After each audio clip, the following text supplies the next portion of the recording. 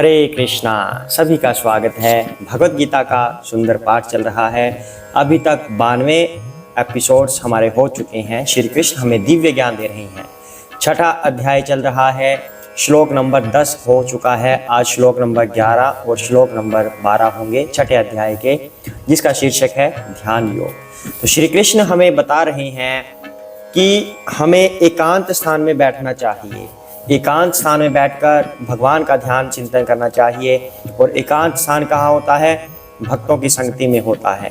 अब आज फिर श्री कृष्ण यही कुछ बता रहे हैं एकांत स्थान में किस तरह से बैठना चाहिए। अब एक तो एकांत स्थान हो गया कि भक्तों की संगति करके, क्योंकि संसार में एकांत मिलना बहुत मुश्किल है। अगर भक्तों की हम संगति करते हैं तो ऑटोमेटिकली वो एकांत ही हो जाता है, क्योंकि सांसारिक बातें वहाँ पर नहीं होती, सिर्फ और सिर्फ भगवान की बातें होती हैं।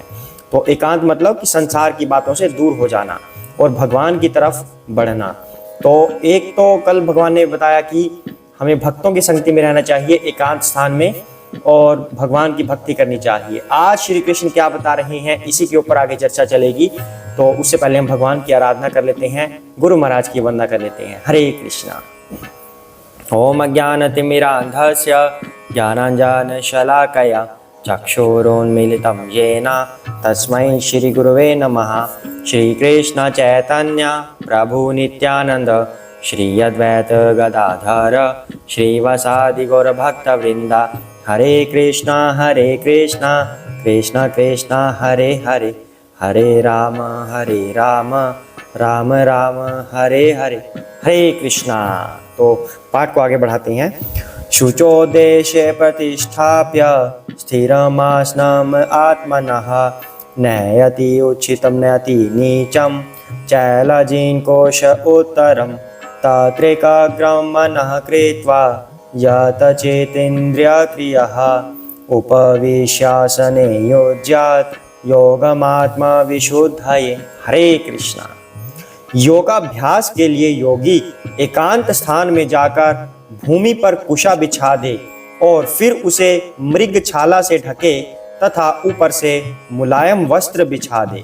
आसन न तो बहुत ऊंचा हो न बहुत नीचा, यह पवित्र स्थान में स्थित हो।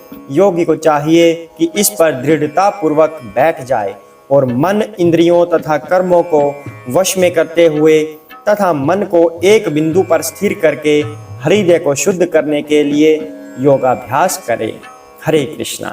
तो अब श्री कृष्ण एकांत का मतलब और एक्सप्लेन कर रहे हैं कि एकांत में योगी को कैसे बैठना चाहिए। कल जो बात हो रही थी कि एकांत हम भक्तों की संगति से प्राप्त कर सकते हैं, आज जो बात हो रही है वही जंगल वाली बात हो रही है, जहां पर बैठने से हमें डर लगता है कि कहीं कोई कीट पतंग ना आ जाए, कोई जीव जंतु ना आ जाए जो हमें परेशान कर दे।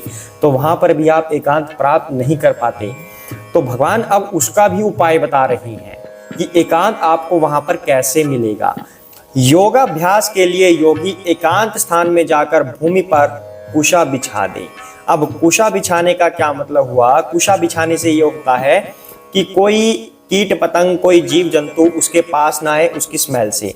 उसके ऊपर मृग छाला से ढक दे, अर्थात उसके ऊपर एक खाल बिछा देते थे। जैसे शेर हिरण का शिकार करता था, उसका अंदर का जो मटेरियल है वो सब खा जाता, लेकिन बाहर की जो खाल है उसको छोड़ देता था, क्योंकि वो सख्त होती थी। इसका मतलब ये नहीं कि योगी किसी जंतु को मार दे और फिर उसकी खाल निकाल कर उसका प्रयोग करे। नो, जंतु पहले से ही मरा होता था। अगर कोई मरा हो और उसकी खाल पड़ी हो तो उस खाल को पकड़ कर वो धो लेता था अच्छे से पानी में। धोने के बाद फिर वो मतलब साफ सुथरी हो जाती थी, फिर उसको बिछा देता था। यानी कि कुशा के ऊपर मृग छाला बिछा दे, देन ऊपर से मुलायम वस्त्र बिछा दे, फिर उसको मुलायम वस्त्र से ढक दे। अब इससे क्या होता है? इससे आसपास के जीव जंतु उसके पास नहीं आते और व्यक्ति एकांत में अनुभव करता है खुद को कि कोई नहीं आएगा यहाँ पर, उस जो मृग छाला है उसकी थोड़ी थोड़ी स्मेल से। तो आसन न तो बहुत ऊंचा हो न नीचा हो। न तो बहुत ऊंचा हो कि ऐसे बैठा हुआ है ध्यान में और ऐसे गिरने का डर हो, उसे इधर उधर गिरने का डर हो, ऐसा ना हो ऊंचा। और ना ही बहुत नीचा हो कि कोई भी उसके ऊपर चढ़ जाए। ठीक ठाक सा हो, वह पवित्र स्थान में स्थित हो, बिल्कुल पूर्ण रूप से पवित्र हो वो जगह, उस जगह पर बैठना है।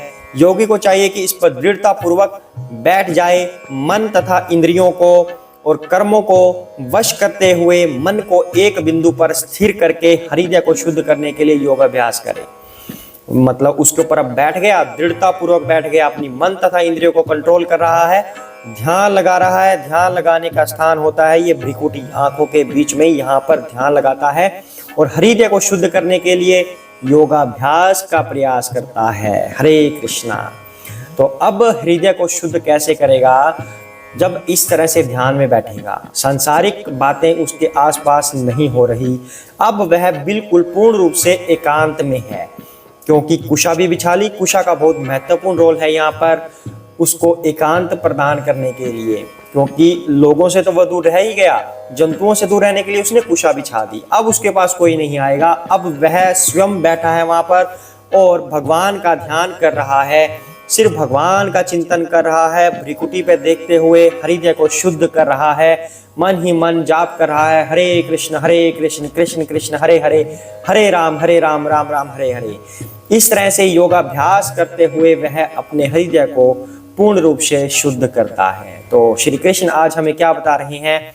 एकांत स्थान का महत्व बता रहे हैं कि एकांत स्थान में बैठकर हमें योगाभ्यास करना चाहिए, भगवान का ध्यान करना चाहिए, उससे हृदय की शुद्धि होती है।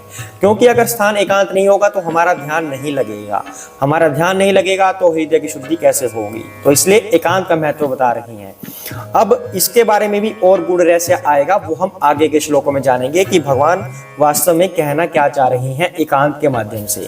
तो आज के लिए इतना ही करते हैं, सभी साथ में बोलेंगे जय श्री कृष्ण चैतन्य प्रभु नित्यानंद श्री अद्वैत गदाधर श्री वसादि गौर भक्तवृंदा।